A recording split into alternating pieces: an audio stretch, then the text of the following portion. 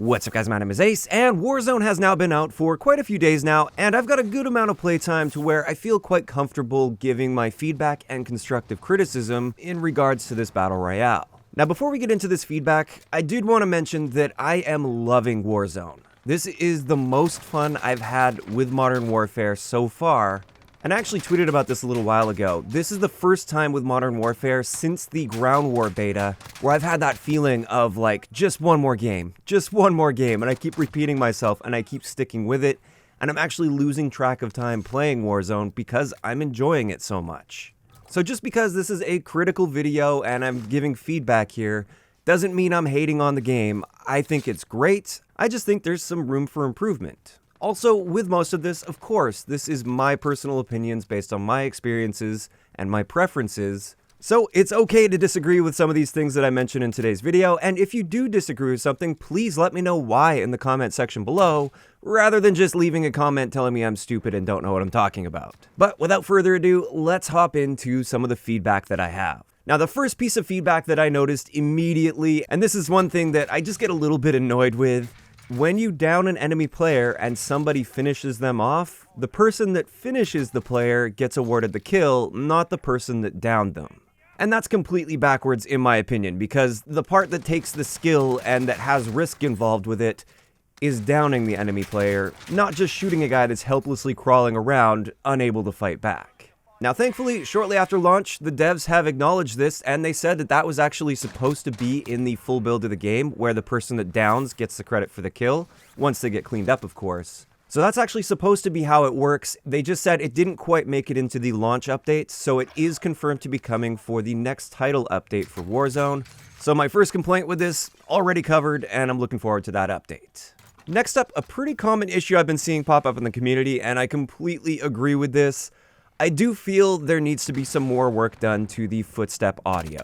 Now when it comes to balancing Footstep audio, it's a really tricky balance to find, because on the one extreme, if you have footsteps too quiet, that can lead to a lot of really jarring deaths where somebody can sprint right up to you, but from your perspective, it seems like they just popped out of your butt and shot you because you didn't hear them approach you at all, and that's really frustrating to run into those situations. Whereas on the other extreme, if footsteps are too loud and can be heard from too great of a distance, people will just camp in buildings and sound whore. They'll just be sitting there waiting to hear somebody, and then they'll ambush them and take them off guard, which will heavily discourage movement. And that's one of the problems I actually had with Blackout's Footstep audio, although I think they fixed it at some point. They reduced it a little bit. But as it is right now in Warzone, I think they're just a little bit too far in the too quiet direction, and I would like to see Footstep audio, either the volume or the range, increased just slightly. And that's the key word here, slightly. I definitely don't want them to take it way too far in the other direction to where it strongly discourages movement, but if somebody's sprinting up on me and they're not using dead silence, I should be able to very clearly pinpoint where they're at. And in the game's current state, I would say this is inconsistent at best. Now, moving on to the next piece of feedback that I have, this relates to the loadout drops in the game. This is another relatively hot topic I've been seeing people discuss quite a bit.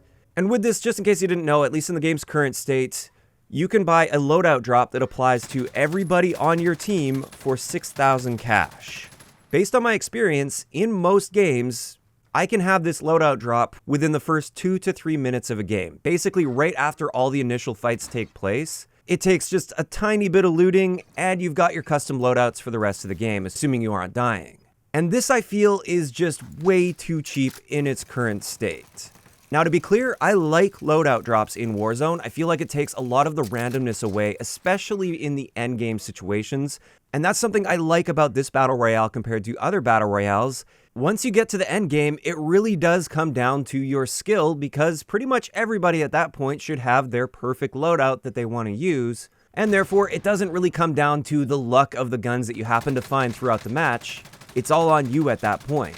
So I do like loadout drops in Warzone, and I don't want them to go anywhere. I just think we get them way too easily and way too early on in the match. As much as I like the lack of randomness towards the end of the match, I kind of like the variety and being forced to use guns that are maybe not ideal that I find by looting. And I kind of miss that excitement of finding a pretty solid loot gun on the ground. With the loadouts being so cheap and the fact that you're going to have your perfect loadout usually within the first couple minutes of the game, it kind of makes any looting after that kind of a hollow experience where, sure, it's good to get cash so you can buy more stuff, and it's also good to get armor plates, but there's never that excitement of like, oh, I might pull a really cool gun out of this crate that I found, because I've already got literally the perfect guns for me. So the little bit of feedback I have here, this is a system I think would work a lot better. I would actually like to see 2 different styles of loadout drops that you can buy. The first one would still cost 6,000 cash, but this would be a solo loadout drop, so you can get one loadout for yourself. It doesn't apply to your teammates. But on top of that solo loadout drop for 6,000 cash, I would also add the standard loadout drop that applies to the whole team, and I would price this at roughly 12 to 15,000 cash. So with this, you wouldn't get your loadout quite as fast, and you'd have to actually work together to find cash and pool it together so you can get this loadout drop at a decent time. And you are getting a little bit of a deal here over each of you buying a solo loadout drop. So you're rewarded for working together as a team and pooling your cash. And also, it's going to take you a bit longer to get those loadouts. Now, the reason I like this system and separating the solo from the team drops is I think it still should be reasonable for a solo player to get his loadout. Let's just say you want to hop into a match with no fill on, so it's just you as a solo player. You're already at enough of a disadvantage against the full teams. I think it should be reasonable for you to buy a solo loadout drop. Same thing applies to the situations where you're playing with randoms and they just leave the game immediately after dying and not even give you a chance to redeploy them. That happens fairly often. In those situations, again, I feel like it should be reasonable for you as a solo player to be able to get a loadout for yourself. So I do feel like that would be a pretty good balance when it comes to loadout drops. And it would make it so there's a little bit more emphasis on looting early game, and you would actually be much more encouraged to complete those contracts to get extra cash and work together as a team. But still, towards the end of the match, that randomness is pretty much eliminated because if you're working together as a team, even if it was priced at 12 to 15,000 for a team loadout, that is extremely reasonable for anybody to attain. Another thought I had when it comes to custom loadouts, and I'm not fully decided with this, but I kind of wanted to pitch the idea out there. What if they restricted the use of overkill in Warzone? There's a big part of me that thinks that that would be a good idea, because then you wouldn't have everybody having 2 fully decked out weapons exactly how they want them, so they can't have their really amazing powerful sniper rifle, as well as their really amazing powerful SMG or assault rifle or whatever they're deciding to use. And instead, they would just get one of those weapons, and they still get their perks, and then their secondary weapon they would either have to loot off the ground or off of other enemies, or they'd have to buy another loadout drop later in the match in order to get that second gun as well. I think that's another thing that could add a decent amount of depth to the game, where you're still getting a huge boost by getting your first loadout drop, but there's still more for you to work towards throughout the match. You're not just set up for the rest of the game at that point.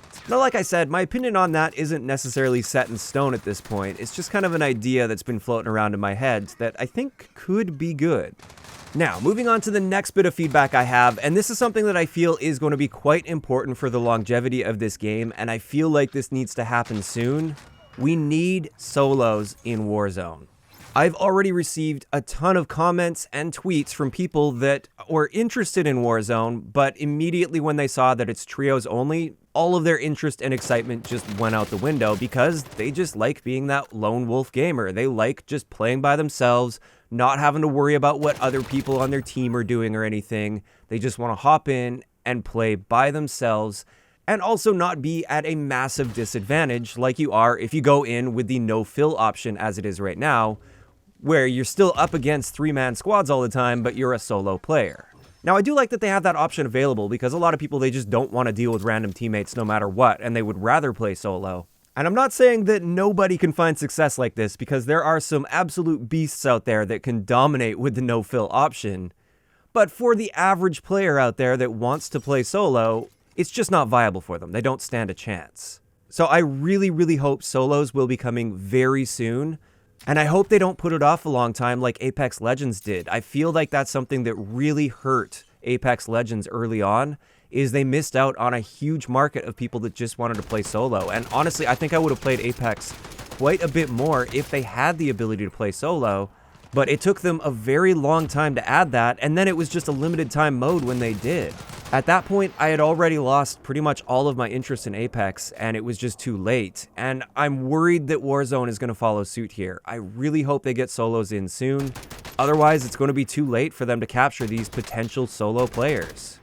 On top of solos, I think it would be nice to have quads as well, so 4-man teams, just because a lot of games in the past have had 4-man teams, and therefore I know that a lot of people play with the same 3 other people, so they have their little 4-man squad, and when you only have trios, then that means somebody is always getting left out, which is kind of annoying, kind of frustrating. The devs did mention that they have been doing a lot of testing with 4 and even 5-man squads, so I do think it's something we'll see in the future, maybe just as a limited time mode, but I'm sure it will be coming at some point. Overall though, I do think solos should be the priority here, because I do feel they're missing out on a big market of people that only want to play solo. Next up here on my list of feedback, I do feel like there might be a bit too much of an opportunity to respawn teammates when they die. Now, don't get me wrong, I love the fact that we have the gulag and we also have the ability to buy teammates back, because then there's always hope. If you just happen to get a bad landing or something, but your teammates do really well and you manage to get killed, you have that hope of coming back and joining your teammates. However, at the same time, I don't feel there's enough punishment for dying repeatedly throughout a match. Your first redeploy is the same as your 5th redeploy, assuming your teammates don't get completely fed up with you at that point. So a system that I think would make a lot of sense here to punish repeated deaths is simply ramp up the price of a redeploy after each time that player is redeployed. So the first redeploy still would cost 4,500 cash, that's fine, but then if that same player dies and you need to redeploy that player again, maybe the next one should cost 7,000 cash, and then the one after that would be 10,000 cash. This would make it so there's still always that little bit of hope, but then players would actually be punished for repeated deaths, and the teams that are staying alive more consistently throughout a match will have the advantage of having extra spare cash laying around because they're not spending all of it having to redeploy their teammates constantly. And that's how it should be. There should be a relatively heavy downside for dying repeatedly in a match when there's respawns enabled. And this just leaves us with one final bit of feedback that I have, and this is, I feel like there's a certain section of the game that just plays way too slow. And this is that section of the game from right after all of the initial fights go down, so everybody lands at their areas, and then you have those initial fights where things start to balance out. Once those fights are all won and lost, I feel from that point until even the second movement of the gas, things can often feel very slow, like you just can't find anybody that's willing to fight. Even if you're actively seeking them out, you can have a bit of a hard time finding people, and people are still spread out so much at that point, and they're not really forced together quickly at all. So I think something that maybe could improve the pace of the game a little bit is just cut that initial timer down before the gas starts moving in for the first time. As it is right now, we have 4 minutes before the gas even starts moving in, and then that first wave of gas moves in quite slowly, so you've got all the time in the world. Even if you land pretty far outside of the circle, you've got plenty of time to get yourself into the circle. Also, combine that with the fact that in Warzone, you get to actually see where the first circle is going to be before you even drop out of the plane. There should be no excuse for not making it into the circle if they were to speed that process up a little bit. So my suggestion would be cut that 4-minute time before the gas even starts moving in, cut that down to 3 minutes or even 2 minutes.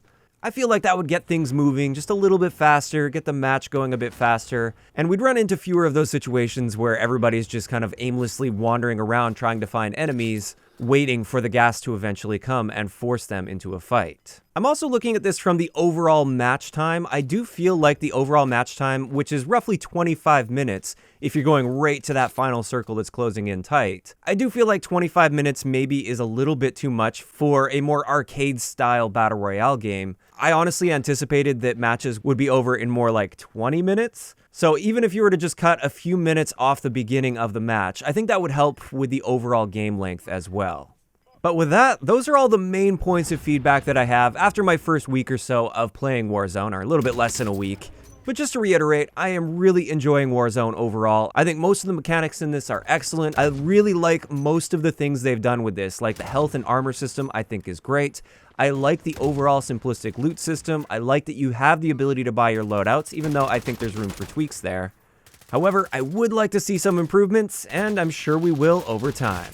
But of course, that's my feedback and constructive criticism. I'd like to hear from you guys. If it were up to you, what would you change about Warzone in its current state? If you enjoyed the video, a like rating is always appreciated, and don't forget to subscribe for more if you haven't already. I'll talk to you guys next time.